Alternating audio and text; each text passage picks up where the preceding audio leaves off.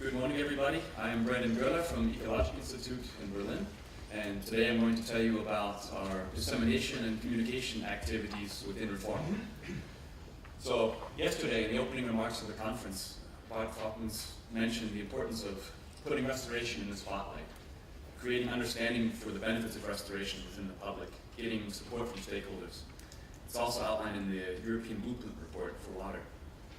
And so I'm going to shed some light on an example of how we're doing this in Reform. But even before Reform, before the Blueprint report, before this conference, Bruce Springsteen was singing about rivers, about meeting across the river. And the idea of meeting with people across the other side to get your ideas across is one of the greatest challenges that we have in conservation science, is to find the application for your science to benefit society. This was an idea that Ian Winfield picked up on. It's making the jump from science to impact. And so I'm going to be telling you about some of the tools and strategies of how we're doing this in Reform. This is an overview of the different work packages that we have within Reform. And I just want to show that we have designated one work package entirely for supporting the uptake and enlarging the appreciation of the benefits of restoration. This is a two-way street. So on the one hand, we are consulting stakeholders. Our target groups are practitioners, scientists, policymakers. We're sharing our project results with them and asking for their feedback.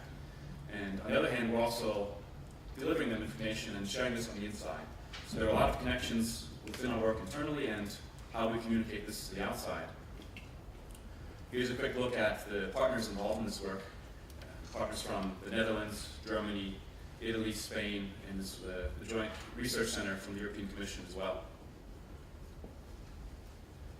So, engaging with the practitioners, meeting across the river, it's a challenge. It requires not just talking the talk, but walking the walk. And we try to do this in a way that is also relevant for policymakers, that is, communicating things in the language that they can understand, making information available so it is accessible and providing it in different forms.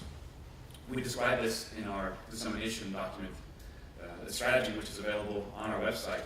And this is a living document.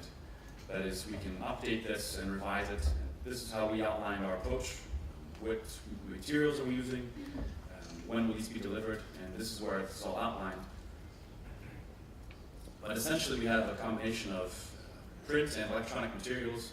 Our website is sort of the showcase, the mothership of our project, all of our developments, results, and news.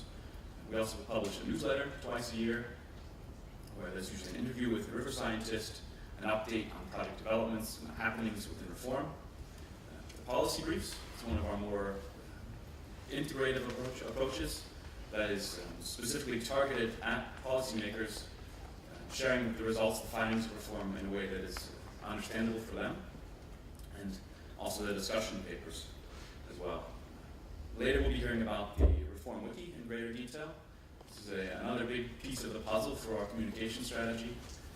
And another advantage or aspect is our cooperation with the EcoStat working group for the implementation of the Water Framework Directive. And so in addition to these materials, we also have different events that we've organized. Tom mentioned the stakeholder workshop in Brussels.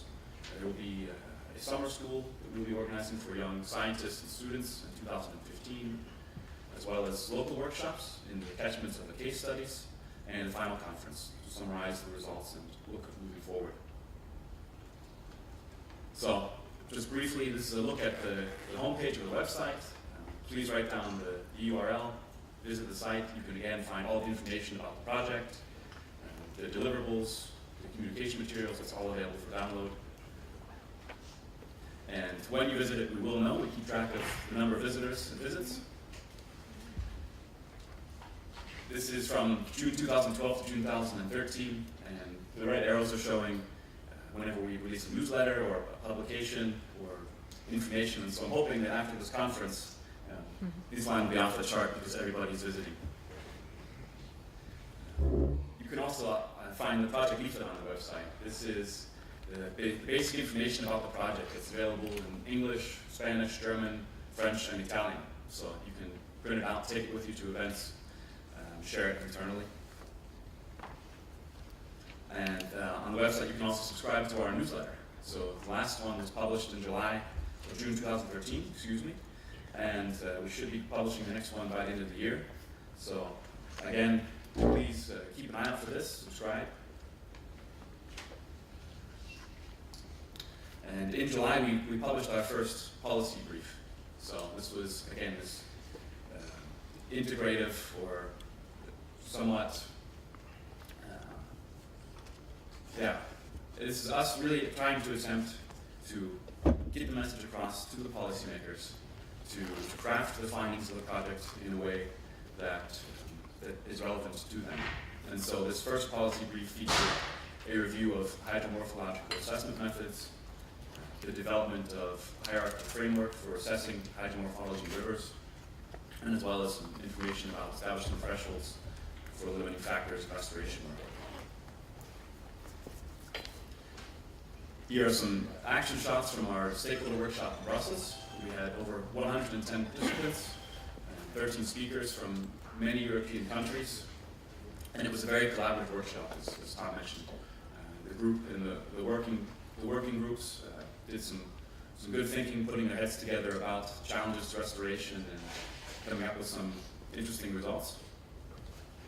And this is a diagram showing how we did this. So before the workshop started, we had an online forum available where the participants could look and start to engage with one another, to talk about ideas, share their ideas before the conference. And the discussion paper was released before the conference to sort of focus on the scope. And then this was obviously discussed in the sessions, in the presentations at the workshop, which was then compiled into a summary report and put back online. So there's this really good integrative loop of consulting and informing the stakeholders that we're working with. So it takes courage, it takes bold communication, clear communication to get across the river, but I think more and more of us are willing to do this, and I'm hoping that we can meet each other on the other side. Thank you for your attention. Please have a look at the website.